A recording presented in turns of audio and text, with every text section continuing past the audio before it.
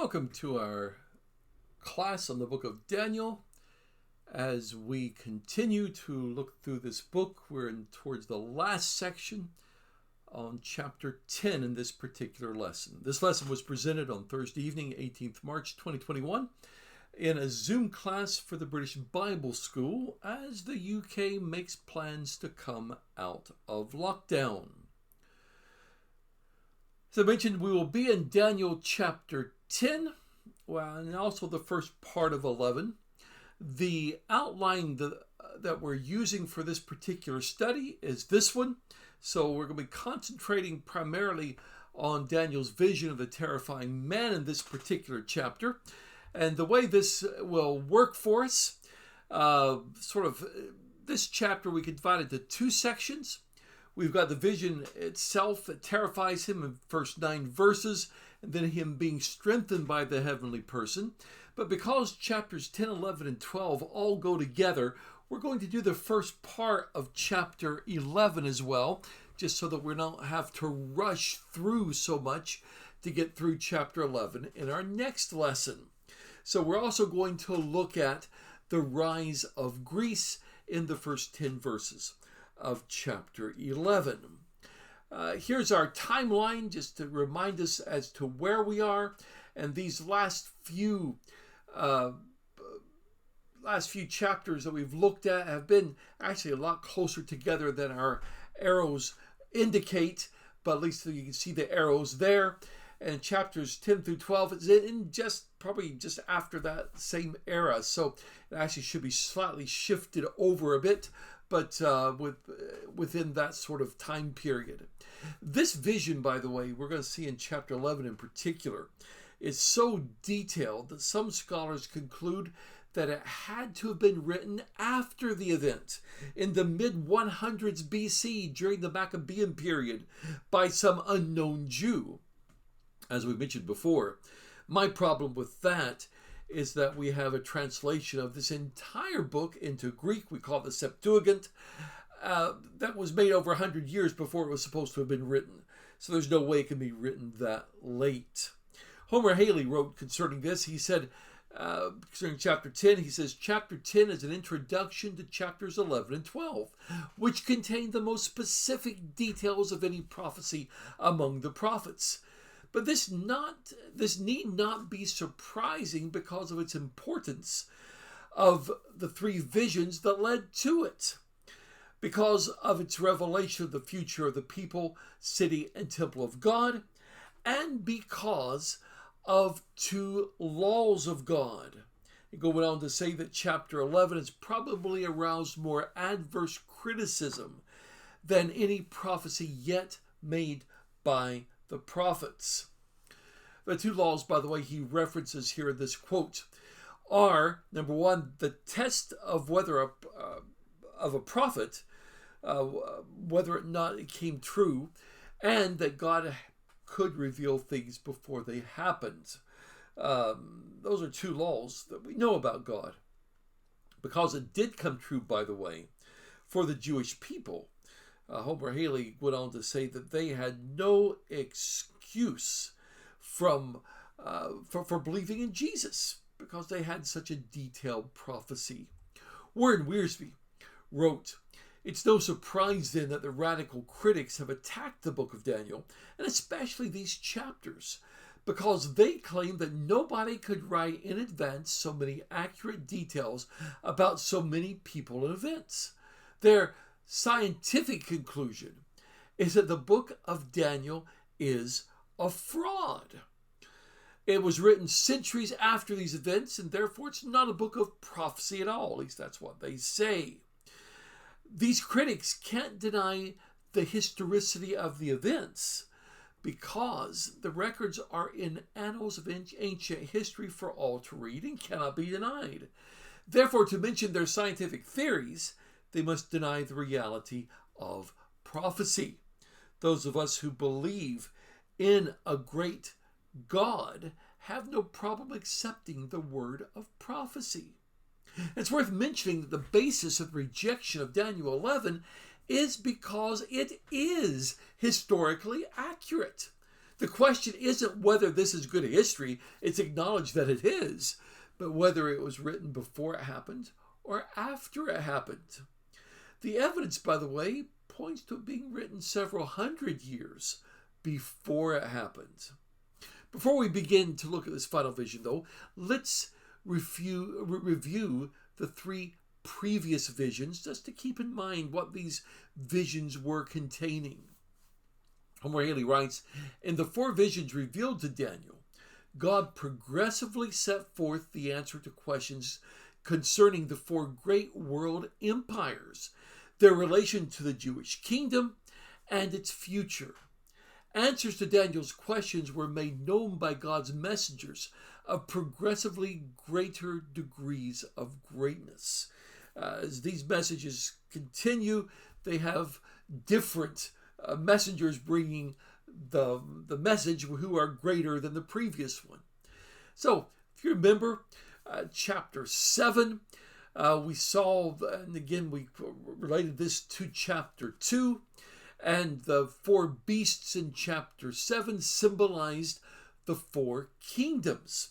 Babylon was the lion with wings. Medo-Persia was a bear raised on one side. Greece was a leopard with four wings. And Rome was a terrifying beast. Now, these are not identified specifically in the text, but we can know who they are because of Daniel chapter 2 and also because of history, the world empires that came after Babylon.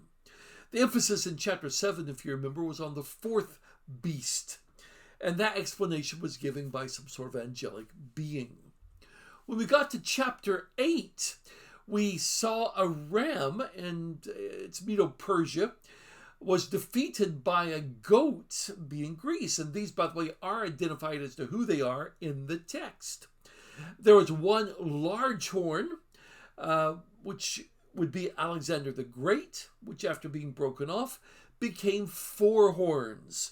And we notice that this one becoming four is a motif that continues in many of these prophecies, and that indicates that the kingdom was divided into four after his death. Emphasis in chapter 8 was on a little horn, who would appear to be Antiochus Epiphanes. And that explanation was given by Gabriel, who's identified as one of high rank. When we saw chapter 9, we saw that after, of course, the beginning of chapter 9, Daniel's prayer of repentance for the nation, he then has a vision of 70 weeks, which looked at the history of the Jewish people from Cyrus until the destruction of Jerusalem. And this one too was explained by Gabriel. So as we get to chapter 10, we find that this takes place in the third year of Cyrus. Scholars tell us that that would be approximately 536 BC. One thing we know is that the first group of exiles would have already returned to Jerusalem. Warren Wiersbe writes, the third year of Cyrus would be 536 BC, which is the latest date given in the book of Daniel. The statement doesn't contradict chapter 1, verse 21, which tells us how long Daniel continued in the king's court. As we've seen, Daniel lived long enough to see Jeremiah's prophecy fulfilled and the first group of Jewish exiles return to their land and start to rebuild the temple. If he was 15 when he was taken to Babylon, then he would be 84 or 85 at this time. There's been a lot of years that have taken place. This might lead us to ask a question, though.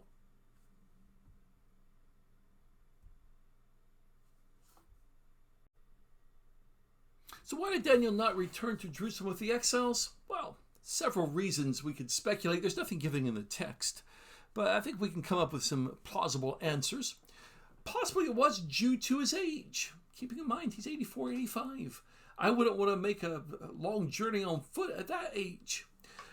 Possibly because God had further work for him to do in Babylon, in particular, this final vision. And he could serve God's people maybe better in the Persian court than in the ruins of Jerusalem. I think those are reasons why he may not have made that trip. Ultimately, I think it's because God didn't want him to. John Lennox wrote, as Edward Young points out, if the Daniel of the 6th century BC were a fictitious person created by the imagination of a writer in the 2nd century BC, it would have been a plausible fiction to have Daniel returning to Jerusalem as soon as possible. But he quotes Young, the fact that Daniel does not return to Palestine is a strong argument against the view that the book is a product of the Maccabean age, and I'd have to agree with him there. He identified himself in the text there as Daniel, who was also called Belteshazzar. By using his Babylonian name, he identified himself to a new generation by connecting him with the first group who had been taken to Babylon as captives. Again, John Lennox says it's interesting how he identifies himself here. He tells us the name that he was given all those years before in the Babylonian period. It's as if he is saying, yes, I'm the very same Daniel whom Nebuchadnezzar named Belteshazzar. Now, being an official of the Persian court, Daniel would have had access to official reports. So he would undoubtedly know that the Israelites under Zerubbabel had arrived safely with all the temple treasures. He would have heard that the foundation of the temple had been laid. But he would also have heard of the opposition and the work being stopped. It's said of this vision that Daniel understood the word and the vision, possibly because it rested on the 3 earlier visions. He now has a basis to understand what's going on. When this vision came to him, Daniel was in mourning. He'd been mourning for 3 weeks, eating no rich foods, no meat, no wine, and not anointing himself. These, by the way, are all visible signs of mourning in that culture. Anointing with oil, by the way, was part of the daily hygiene of a good Jew. When you're in mourning, you didn't do that. And this identifies for us as well that on the 24th day of the first month, verse 4, he was standing on the bank of the river Tigris. The Hebrew text, the Net Bible Study Notes tells us, has the word Hiddekel here. Tigris appears here in the Septuagint, since it's the Greek name for this river. Elsewhere in the Old Testament, the great river refers to the Euphrates, leading some interpreters to think that a mistake is involved in using the expression to refer to the Tigris. But it is doubtful that the expression had such a fixed and limited usage. The Syriac, however, does render the word here by Euphrates, in keeping with a biblical usage elsewhere. So the literal Hebrew is Hiddekel. That's the same as the Greek word for this river is Tigris. Euphrates is probably not the right designation. That's a different river. The first month of the Jewish calendar would be the month of Nisan, the month that the Passover was observed. So perhaps Daniel had been fasting during Passover in the week of unleavened bread. Why he was at this river at this time is not revealed to us, but we are told what he sees, that he looked up and he saw a man clothed in linen. That would be like a priest. And he also has a belt of fine gold from Uphaz around his waist. And that phrase, fine belt of gold from Uphaz, intrigues our scholars. The Net Bible Study Notes tells us that the location of this place, Uphaz, even the exact form of the Hebrew name are uncertain. Apparently, it was a source for pure gold. The Greek word for refined gold or pure gold is very similar, isn't it? It's paz, and it's more common in the Old Testament than Uphaz. And some scholars amend the text of Daniel 10:5 to read refined gold. It's interesting. That's why you find some variations in the translations. But one thing we know is that this being that Daniel is seeing was spectacular.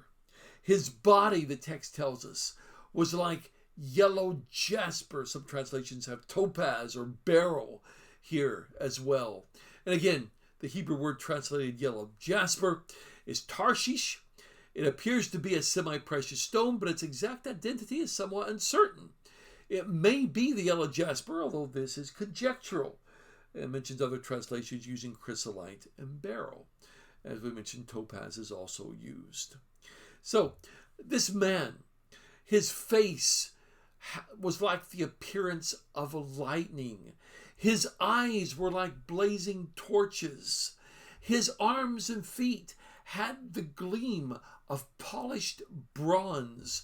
The sound of his voice was like the sound of a large crowd. It thundered.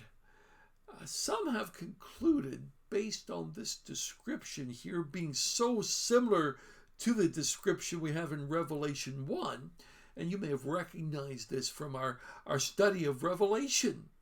If not, you can go back and listen to those on YouTube. But some have concluded that this is Jesus here, the same as it is in Revelation 1. That this person is the Word before becoming flesh. These ideas are referred to as a theophany or a Christophany. A theophany, God appearing in human form. Christophany, the Messiah, appearing in a human form before he took on a human form. And that's very, very possible. Maybe it was. Homer Haley points out the similarities, but also some differences here. He wrote, when the description of this one is compared with the description of the glorified Christ of John's vision, the reader is inclined to identify him as the pre-incarnate Word of God, the Messiah, the Son of God. However, two things must be considered. Number one, the differences between the two, which is noteworthy. And two, the fact that Michael came to help him. It may be questioned whether that could be said of either the pre-incarnate Son of God or the glorified Son. And so that's a possible objection that if it is the pre-incarnate Son of God, does he need Michael's help? Well, other suggestions are that who he's seeing is Gabriel, or possibly he's seeing another angel, or some sort of angelic being. Now, Bible Study Notes said the identity of the messenger is not specifically disclosed. Presumably, he's an unnamed angel. Some interpreters identify him as Gabriel, but there's no adequate reason for doing so. So all sorts of conjecture about this. This is Homer Haley's conclusion after researching the matter. You can read all that research in his commentary on Daniel.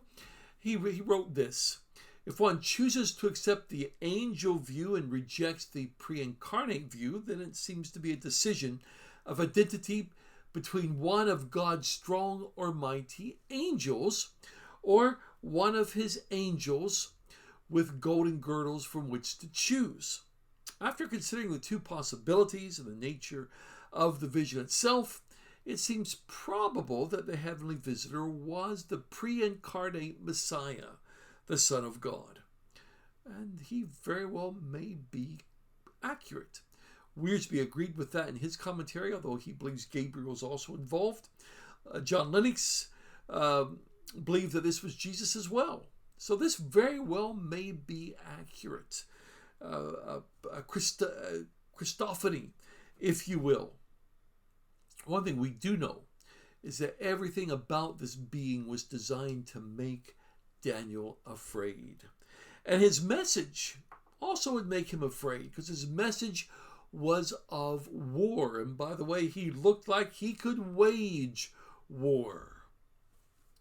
Daniel wasn't the only one who was there, but he was the only one who saw the vision. Those who were with him didn't see anything, but they felt something.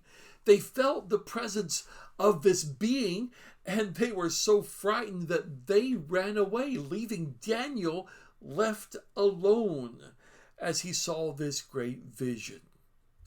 This vision, like many others that he had, left him weak, left him without any energy. He heard the sound of the man's words, and it says that he fell on his face. Net Bible renders it in a trance-like sleep with his face to the ground. Now, I suspect he passed out. Homer Haley says that he swooned, which is basically he fainted, he passed out. And the next thing Daniel knew was that a hand had touched him and set him trembling on his hands and knees. The man told Daniel to stand up. Hebrew there literally, by the way, is stand upon your standing. Always get a bit amused sometimes at the way other languages render phrases. But yeah, stand up and understand the words that he's going to speak, because he's been sent to Daniel. And that Daniel was a man of great value. He was a man who was greatly loved, I assume, by the Lord. He also told Daniel not to be afraid. Keep in mind, Daniel is still trembling. We're not told why he's trembling. Homer Haley suggests the trembling seemed to be from weakness, but whether from present fear, age, fasting, or the seriousness of what he witnessed, or all four of these, we are not told, but he is trembling. This being tells Daniel he had nothing to fear because his prayers had been heard by God, had been heard for a long time. And he's come because of Daniel's words, because of his prayers. Now, for 3 weeks, the prince of the kingdom of Persia had opposed him. I'm wondering if that's the same 3 weeks during those time of mourning that Daniel had done. But these 3 weeks, he'd been opposed for 21 days. But Michael, one of the chief princes, came to help him. We're going to see more about Michael in chapter 12. Michael, by the way, is mentioned in 2 other places in the apostles' writings. We find him in Jude verse 9. There he's called an archangel. And we also saw in Revelation chapter 12, he leads the army of heavenly forces in the war against the dragon and his angels. It would seem that when we see what's rendered in the Net Bible as princes, that these are spiritual beings. This one, Michael, there's some good spiritual beings, but there's also the ones behind the nations, the prince of the kingdom of Persia, the prince of the kingdom of Greece, we're going to see in just a minute. And these seem to be wicked beings, demonic beings, if you will. So it seems that these princes are simply spiritual beings, both good and bad, but they're referred to here as princes. David Recton wrote in the Truth for Today series of commentaries, any suggestions as to the specifics of this struggle between the prince of Babylon and this being, its manner or the limitations imposed on angels is speculation.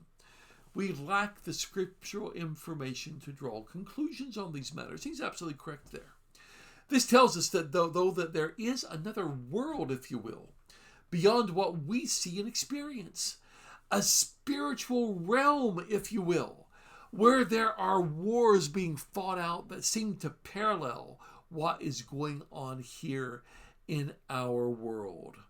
John Lennox wrote that if any scientist announces with confidence that there is life elsewhere in the universe, or, as is very likely these days, that there is a multiverse, a plurality of universes, many of which are teeming with life, there is no derision if they were to announce that, but rather fascinated and respectful attention.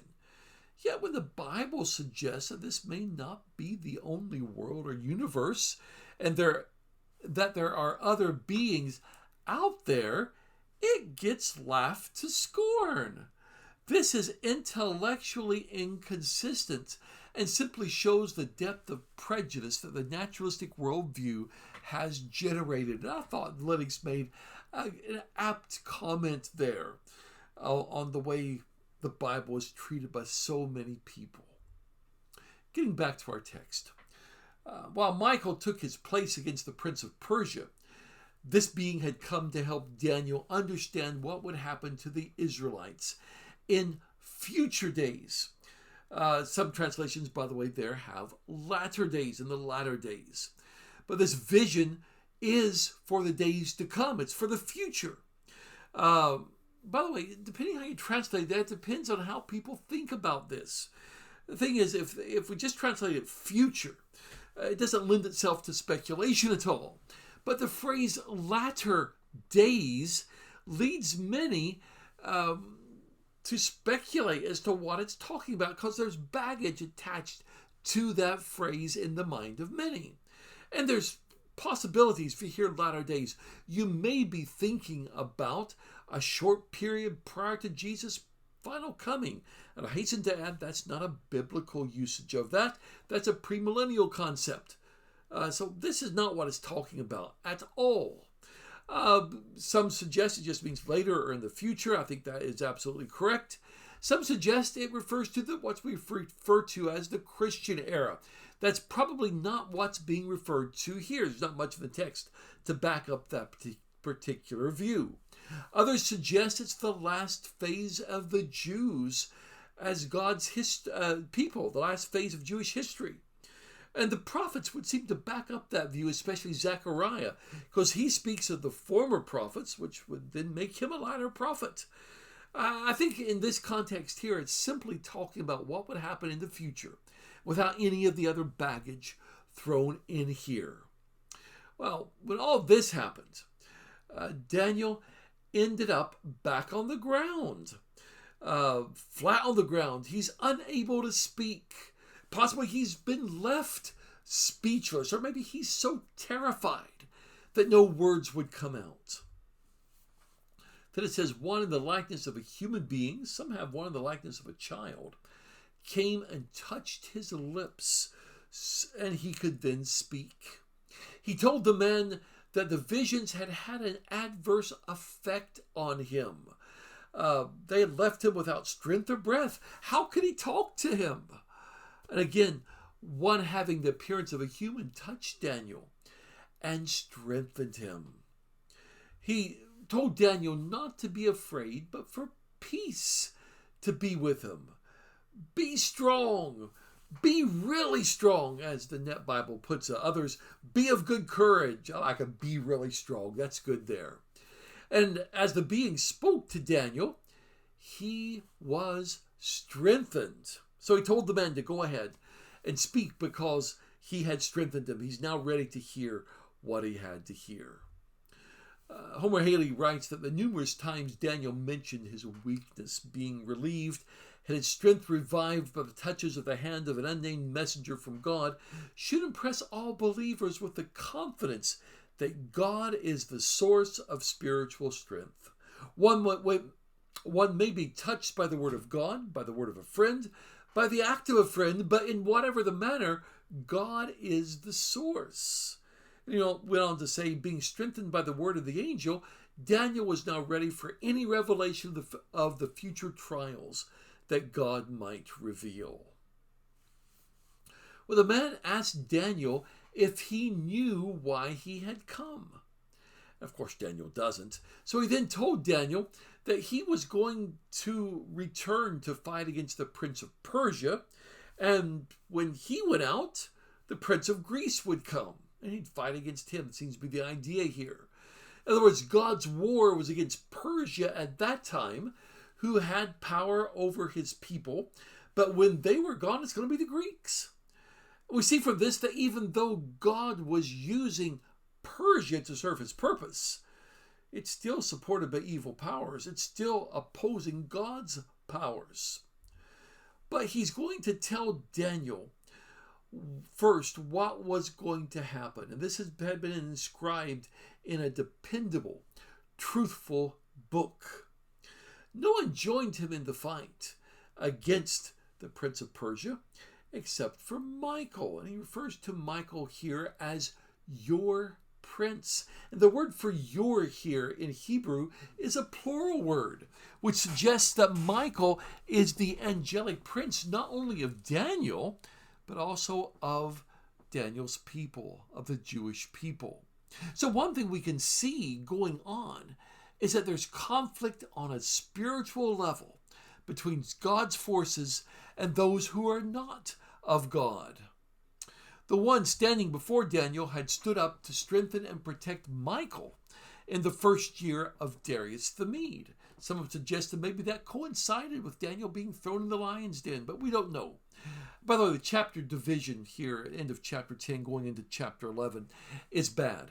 Verse 1 is actually the end of the thought of chapter 10, and I've included "now I will tell you the truth" there in our text at the top of the page. So bad chapter division, we find those because those were not given by God. Homer Haley wrote, "It's been said already that chapter 11 is probably the most specifically detailed prophecy on the entire Bible. But specific details is not contrary to vision or prophecy. Let the reader keep in mind that this is a prophetic vision, not related to history past at the time of its being written." So this is going to project what's going to happen. And John Lennox wrote, "And now I will show you the truth." With these words, the angel embarks on a remarkable survey of what will happen in the time after Daniel. We should note the emphatic truth claim. What is written here does not purport to be the forecast of a group of clever wise men using the unaided light of their reason. It claims to be a supernatural revelation of truth. So what we're going to do as we go throughout this section, this will be this lesson, the next lesson, and probably the lesson after that, we're going to first examine the text, and then after that, after seeing what the text says, we'll give an explanation from history as to what this is talking about. So let's begin.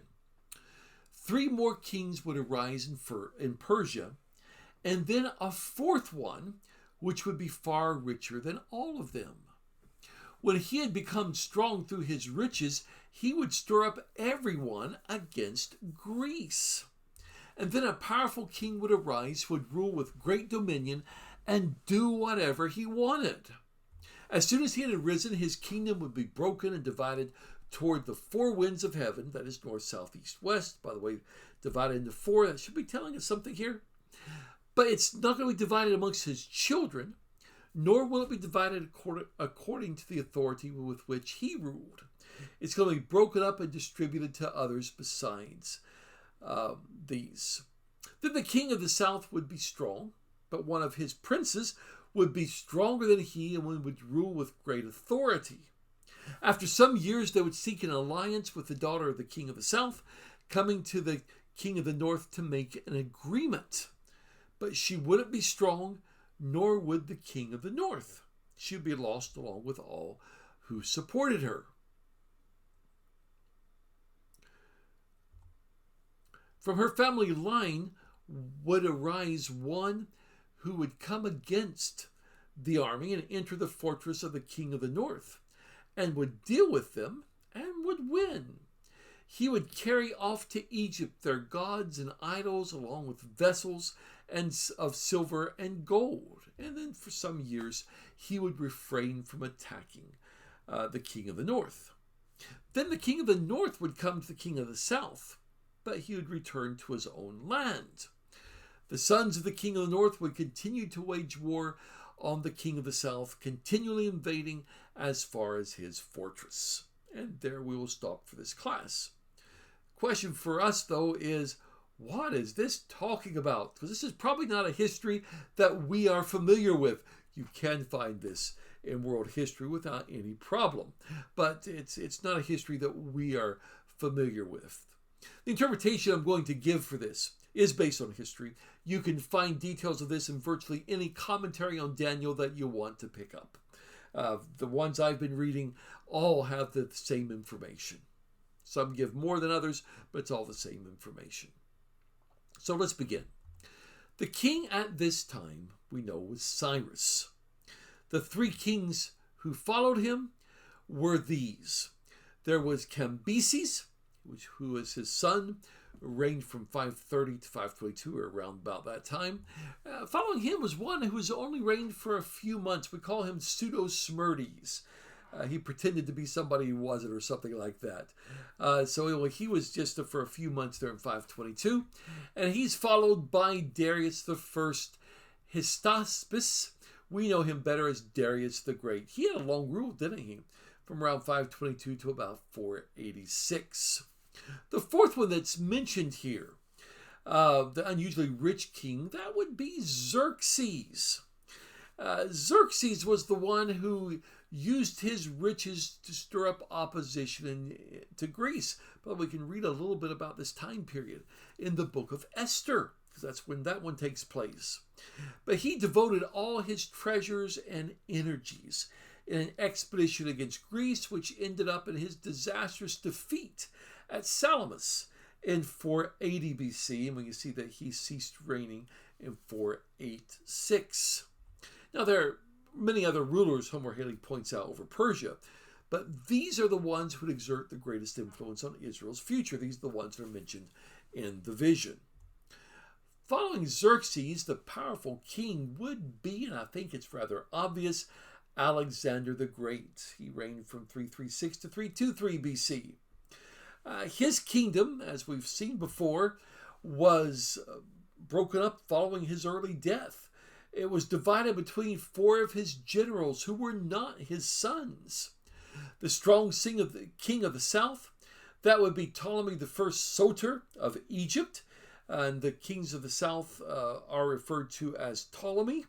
And they're from Egypt. He reigned, by the way, from around 323 to 285 BC. He had a strong general, Seleucus I Nicator.